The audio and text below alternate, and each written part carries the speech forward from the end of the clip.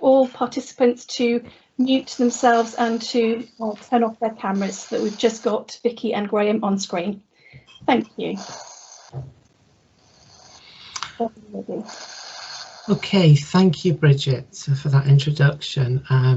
So as was already indicated, Vicky Lightfoot and myself work across Lincolnshire as part of the clinical practice education team.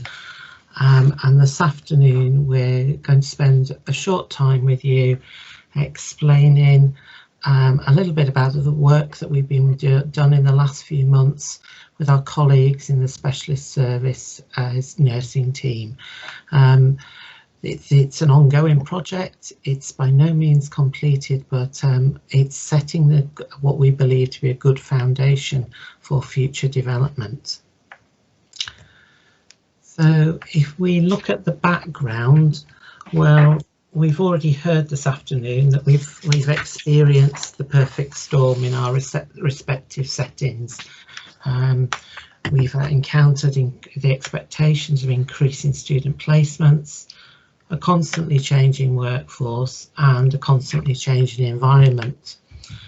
But if we take a step back to what might seem a long time ago now, to the 2019 NHS long-term plan and the interim People's Plan, we could see where the direction and the drivers were, in the sense that we are being required to provide ongoing routes for new learning in a range of different settings and different professions. And that is what we've tried to do in LCHS over the last few years.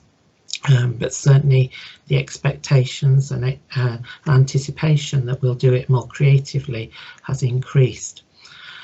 Within LCHS, we have established pathways in place with our University of Lincoln and for Anglia Ruskin down in the south of the county. What is evident is that throughout 2020, when we reflect back, we have been more open to a range of other placement or HEIs in offering placements to students as they have returned back to their family home while still wanting to continue their studies.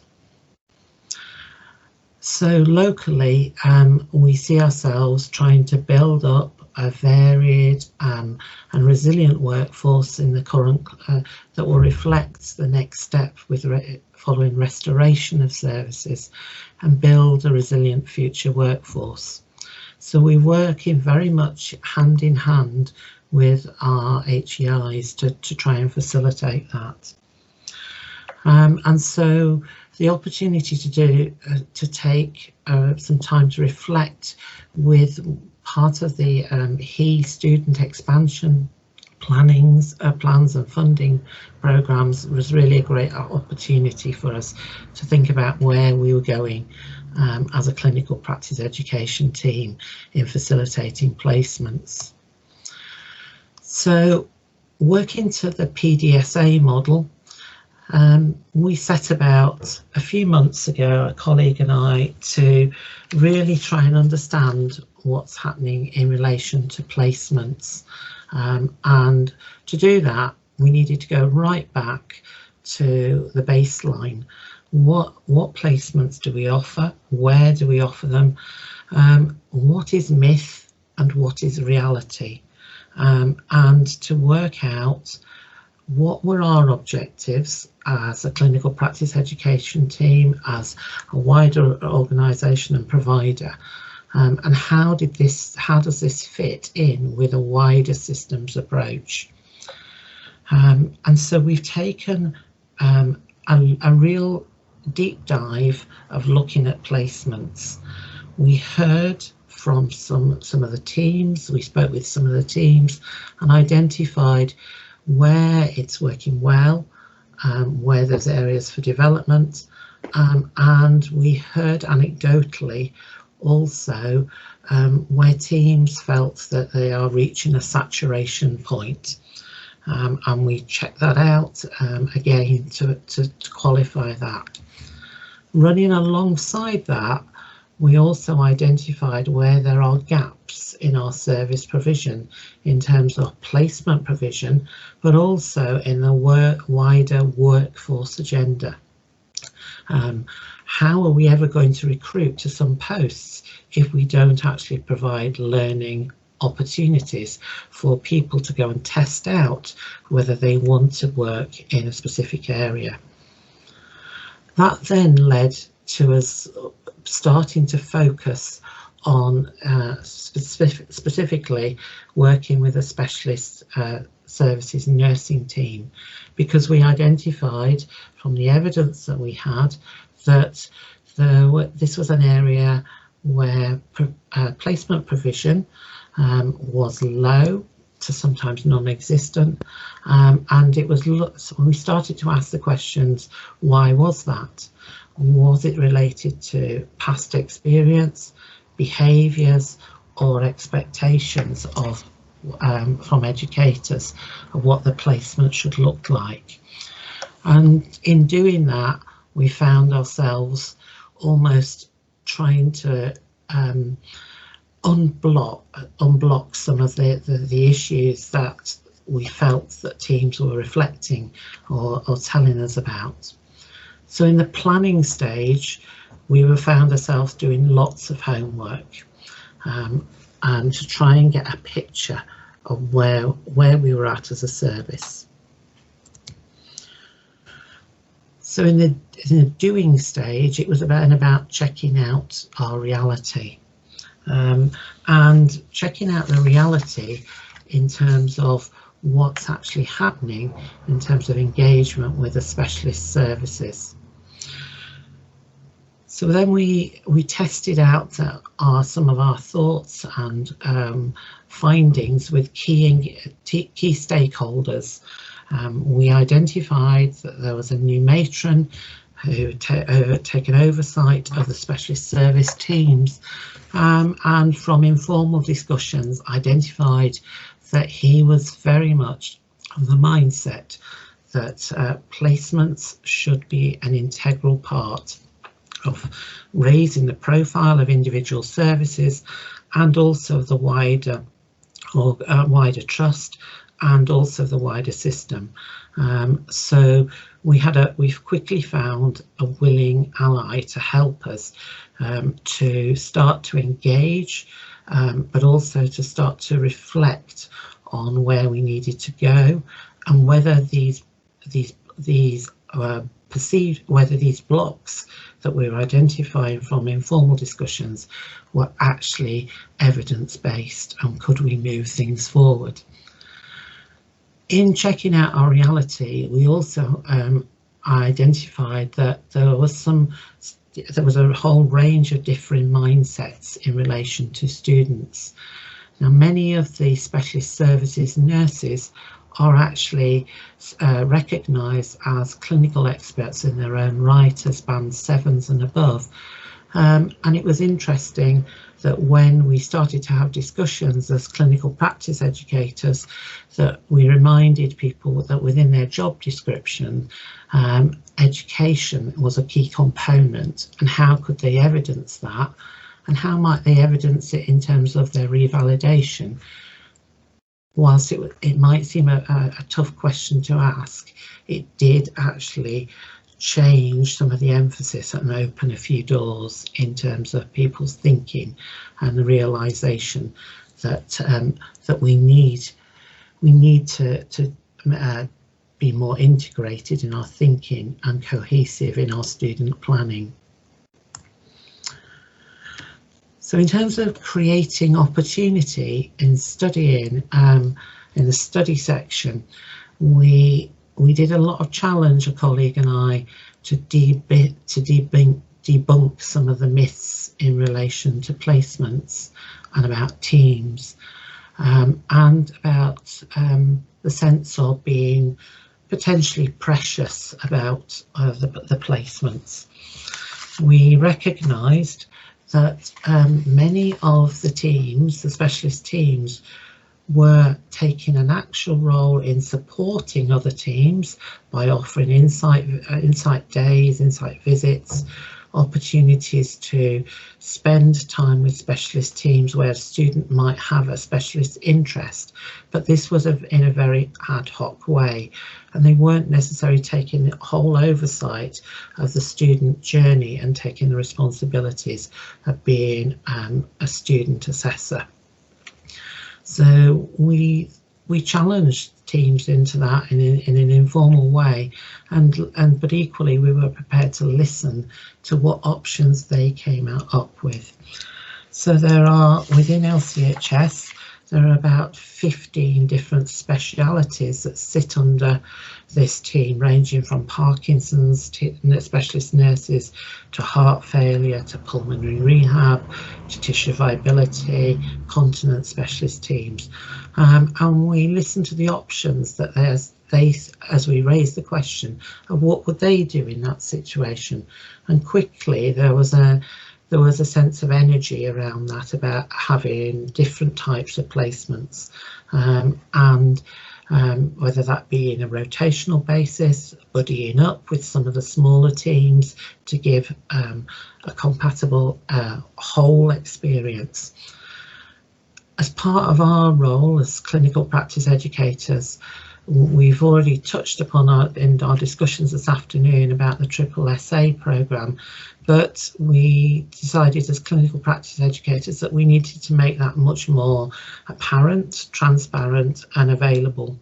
So in the last year we have set up face-to-face sessions with individuals in a socially distanced context, but a lot of the work that we have done has been virtually on groups that have been set on Teams, and we've also set up for people who are needing a top-up, a recap, a presentation which they can access via a similar mechanism to what we're doing today, and they can do that in their own, in the context of an appropriate and convenient time for them to upscale, and on completion of that they will receive a certificate to say that they are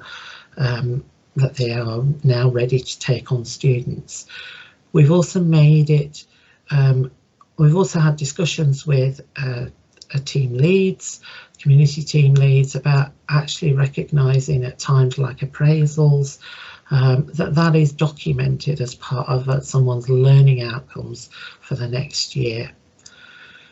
As clinical practice educators, we've also unblocked one of the reasons that was stopping people from taking on board students, and that was the environmental audits that universities have. The actual perceived concern and the reality were often not one and the same. So just by having that informal contact and supporting it unblocked us to allow other students or other educators to come on board to take students.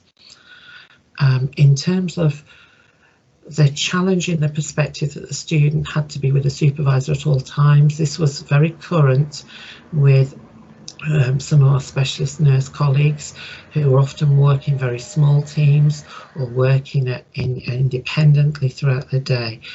We talked about with them about how students could be given some self-directed study, how they could actually meet some of the objectives of the wider team. So I'm aware of students helping with audits. I'm aware of students helping with reviewing patient-facing leaflets, all of which will help meet the students' own personal learning outcomes as part of the bigger picture. So it doesn't have to be that the student is bound by that traditional one-to-one model of being together every day, all day. So in terms of where we're at now, I think it's fair to say that our message at times with our colleagues in specialist services has been for your areas, because maybe deprivation index is one of the priorities for you. That one of our messages has really been one of tough love, but we're on the start of a journey, So outcomes to date are that we've seen increased creativity, ownership of the placements. So that whether it be that face-to-face, whether it be virtual placements through use of things like Q Health, or rotational placements where students are working in different areas across Lincolnshire.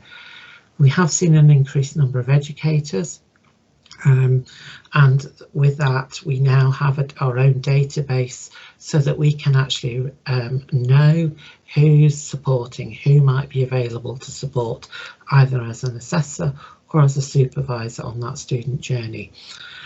Whilst 13 may not seem a significant number, it's a huge increase from zero in 2020. So students are going out there. They're just about to go out onto many of their placements with the specialist nursing teams, and there is a sense of anticipation that within the wider service. One of the blocks that we identified or from our discussions was about social distancing and being able to access resources and materials. So we, as a team, we successfully bidded for a number of laptops that are loaned to the students for the duration of their placement. There are safeguards in place so that they are returned to us, and that's working well. We have contacts with either student email addresses and personal details, so that if for any reason there are any concerns about the issue of the laptop. Whilst we've increased our numbers, and that's really important, I think the main thing that I would take to date from us is that our relationships have changed in terms of we're starting to build that relationship as a clinical practice educator team that oversee placements, and trying to ensure that the specialist services team are brought into the tent, that they are part of the wider service team that can offer valuable and exciting experiences, and we're looking forward for this first year to be very much a springboard for future developments. Thank you for your time. Any questions? We have about 1 minute left of the presentation. Thank you both very much indeed. If you have any questions, would you please put them in the chat box, unless we have somebody with their hand up. Dominic, would you like to come in? Sorry, I can't. I've got no chat box. I just wondered, great presentation. Where did you get the funding from for the laptops, just out of interest? Was it internal or external? Did you manage to get funding? We used some of our we bid. We put it as a bid. Graham, do you want me to answer it? Yeah. It was through the CPEP money, so it was part of our placement expansion bid. So we used half of it on laptops and then half to support the team to increase to be able to support this work. Perfect, that's great, thank you. And I think we've got time for one more question. Juliet.